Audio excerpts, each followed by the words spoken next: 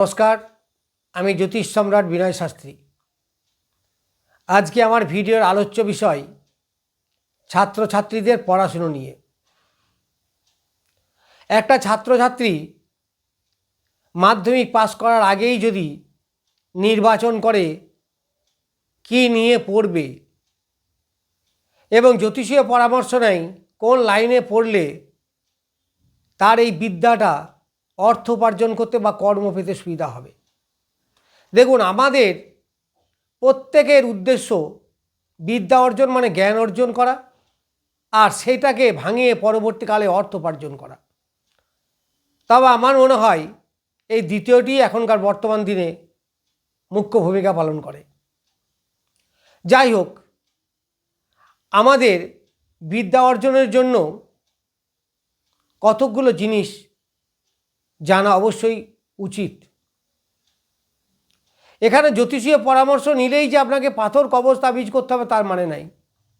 জ্যোতিষীর কাছে গিয়ে আলোচনা করুন, বিস্তারিত আলোচনা করুন, কী নিয়ে পড়বে, কোন লাইনে যাবে, কী নিয়ে পড়লে তার অর্থ উপার্জন সুবিধা হবে, চাকরি পেতে সুবিধা হবে, এইগুলো আগে থেকেই নির্বাচন করতে হয়।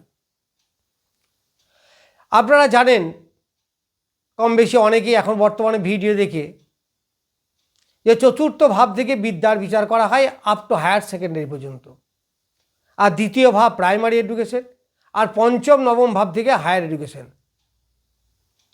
এই বিদ্যা অর্জন করার সময় বিভিন্ন সাবজেক্ট আছে,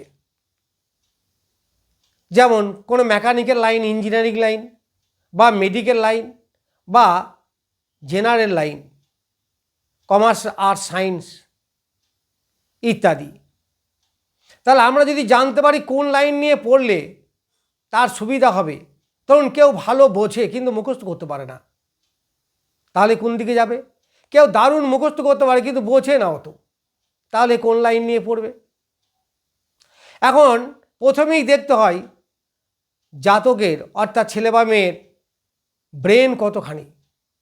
এই ব্রেনের বিচার করা হয় পঞ্চম ভাব থেকে, বুধ থেকে। তাহলে পঞ্চম ভাব কতটা বলশালী, বুধ কতটা বলশালী। এইবার আসবো, যেহেতু সামনে মাধ্যমিক হায়ার সেকেন্ডারি পরীক্ষা, জাতক কী নিয়ে পড়াশুনো করবে। পড়াশুনো নিয়ে দু চার কথা বলতে হলে প্রথমেই বলতে হয় তার খারাপ দিকগুলো, কারণ এইগুলো আমরা সাবধান হব। ভালো হলে তো ভালো, কোনো চিন্তা নেই। যেমন চতুর্থী যদি কেতু থাকে, তাহলে আপনি দেখবেন তার পড়ার প্রতি একটা ভীতি থাকবে, ডিটাচমেন্ট, পড়তে ভালো লাগবে না, অর্থাৎ তাকে পড়াশুনো ছেড়ে দেওয়ার দিকেই সে বেশি পক্ষপাতী হবে। যদি শনি হয়, তাহলে অলসতা, বিরক্তি, বিতৃষ্ণা, পড়াশোনায় মন নেই, ডিসিপ্লিন মেনটেন করবে না, সে ঠিক টাইমে পড়তে বসবে না, পড়াশুনো থেকে সে ডিটাচ হয়ে থাকবার চেষ্টা করবে। যদি রাহু হয়, বিস্মৃতি, ভুলে যাবে। চতুর্থে রাহু শনি এসব থাকলে তারা দেখবেন মনে রাখতে পারবে না, পড়বে কিন্তু মনে রাখতে পারে না। রাহু দেয় চঞ্চলতা, বিস্মৃতি, ভুল পথে যাওয়া, কুসঙ্গে মেশা, নেশাগ্রস্ত হওয়া, মোবাইল নিয়ে প্রচুর খেলা করা, ল্যাপটপে প্রচুর নেশা ইত্যাদি। মঙ্গল দেয় একগুঁইমি, জেদি ভাব, পড়বো না তো পড়বো না, তাকে আর কেউ পড়াতে পারবে না, কারণ ও তো কারো কথা শোনে না, সে নিজের মতে চলে। যদি শুক্র থাকে তাহলে, এবং এই শুক্র যদি পীড়িত হয়, তাহলে অল্প বয়স থেকেই দেখবেন তার প্রেম প্রীতির প্রতি নেশা, অল্প বয়সেই এনগেজ হয়ে যাওয়া, লাভ অ্যাফেয়ার্সে জড়িয়ে যাওয়া।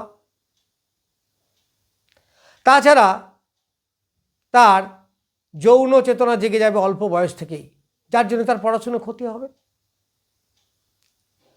কিন্তু বুধ, বৃহস্পতি, চন্দ্র, শুক্র এই সমস্ত গ্রহ যদি চতুর্থ ভাবকে প্রভাবিত করে, তাহলে সে অনায়াসেই পড়াশুনো করবে, যদি পীড়িত না হয়, সে স্মুথলি এগিয়ে যাবে।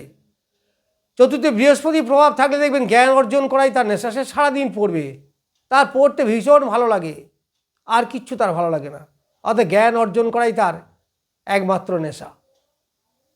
তাহলে আপনার সন্তানের কোন দিকটা বলশালী, কুদিকটা না সুদিকটা? সুদিকটা যদি হয়, তাহলে আপনি জ্যোতিষীর সাহায্য কোনখানে নেবেন, কি সাবজেক্ট নিয়ে পড়বে, সে কি মেডিকেলে যাবে না ইঞ্জিনিয়ারিং যাবে, নাকি জেনারেল লাইনে কোনো সাবজেক্ট নিয়ে পড়বে? আর যদি ওই কুসঙ্গ বা অশুভ গ্রহের প্রভাব থাকে তাহলে আগে সেটাকে ঠিক করতে হবে। আগে পড়ায় মতি আনতে হবে, পড়ার প্রতি তার নিষ্ঠার দরকার হবে, তার জীবনে ডিসিপ্লিন আনতে হবে। কিভাবে আসবে? এইগুলো জ্যোতিষীর পরামর্শের অবশ্যই প্রয়োজন। এইবার কি নিয়ে পড়বে? ধরুন আমাদের বৃহস্পতি, চন্দ্র এরা লিটারেচার, বাংলা, মাতৃভাষা। শনি পুরনো সাবজেক্ট, সংস্কৃত, ইংরাজি, বিদেশি ভাষা। আবার শনির সঙ্গে যদি মঙ্গল, রাহু এরা যুক্ত হয়ে যায় তাহলে আবার ইঞ্জিনিয়ারিং লাইন।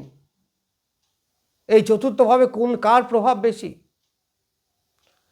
যদি বুধ ভালো প্রভাবিত হয় এবং বুধ বলশালী হয় তাহলে ম্যাথামেটিক্স, ফিজিক্স, শুক্র দেয় ফিজিক্স, মঙ্গল দেয় কেমিস্ট্রি।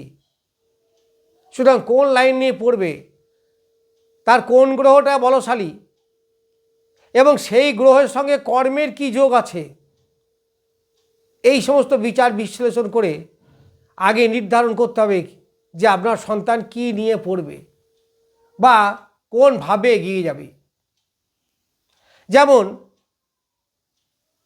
মঙ্গল, রাহু এরা এত অস্থিরতা দেয় যে তার পড়ায় মনই বসে না।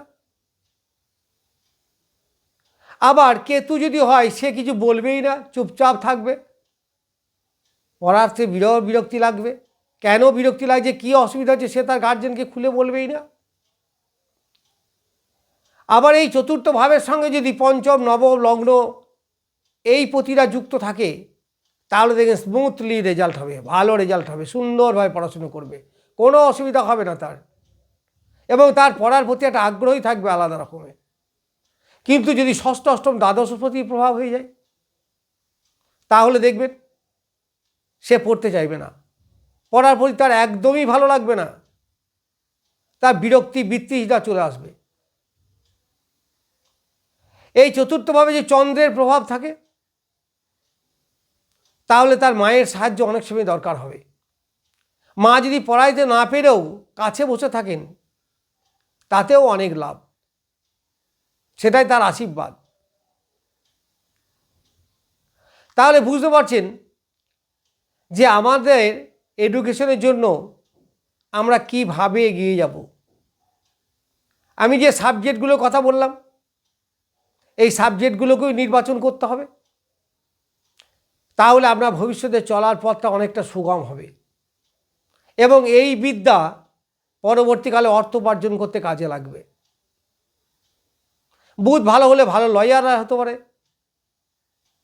ভালো বাকপটুতা হতে পারে। যদি ব্যবসা করেন তাহলে ব্যবসায় বা কোন দিকে যাবে, অর্থাৎ তার এডুকেশনের সঙ্গে কর্মের যোগ এবং আয়ের যোগ কোনখানে আছে সেইটিকে আগে দেখে তারপরে আমার লাইনটা ঠিক করতে হবে যে এই লাইনে পড়াশুনো করলে ও তাড়াতাড়ি চাকরি পেয়ে যাবে বা ব্যবসায়িক হলে ভালো ব্যবসায়িক হয়ে যাবে, তার ব্যবসায় অর্থ উপার্জন ভালো হবে। যাক, এই ব্যাপারে বেশি না বাড়িয়ে আমি এখানেই শেষ করছি। এই ব্যাপারে যদি কেউ বুঝতে না পারেন, কোনো সমস্যা হয় কমেন্টে লিখবেন, আশা করি অনেকটাই বুঝতে পারবেন। বা নিকটবর্তী পরিচিত বিশ্বস্ত কোনো জ্যোতিষীর পরামর্শ নেবেন। আমার মনে হয় ওই সামান্য ভিজিটের মাধ্যমে আপনার সন্তানের অনেক অনেক উপকার হবে। পাথর, কবচ, তাবিজ কিনতেই হবে, পড়তেই হবে এটা মাথায় রাখবেন না। দেখুন না একবার আলোচনা করে সুবিধা হয় কি না। যাই হোক, নমস্কার। পরের ভিডিও নিয়ে